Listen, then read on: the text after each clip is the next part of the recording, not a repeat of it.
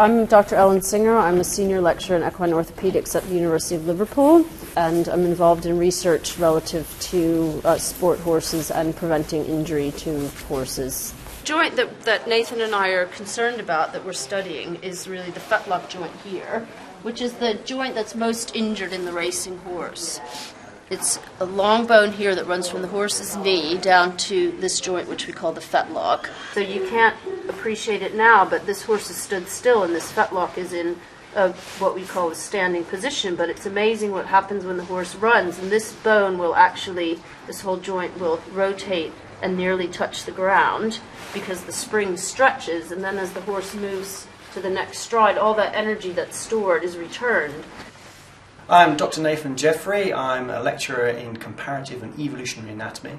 The fossil we were actually looking at is the fossil foot bone, this bone here, of Hyperhippus, which is an ancestor of modern horses. And we can see from this one here they have 3 toes.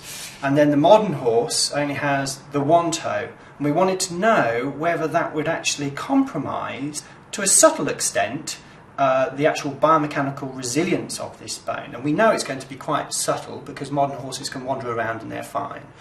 And because it's subtle, we needed quite sophisticated analytical approaches. So we used an engineering technique called finite elements analysis to actually model the foot bone within the computer.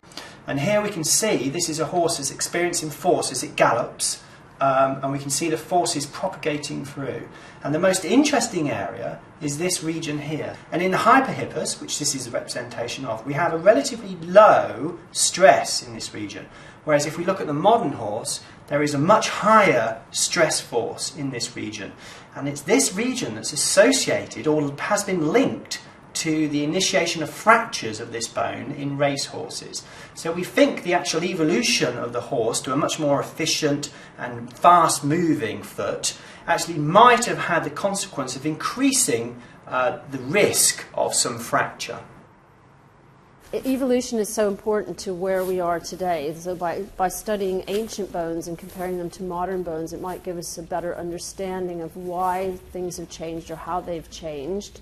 I think by understanding the strains and understanding how that bone responds, we can test how it responds to changes in strain, either through changes in exercise program or potentially changing the surface that the horse works on or the type of shoes we use.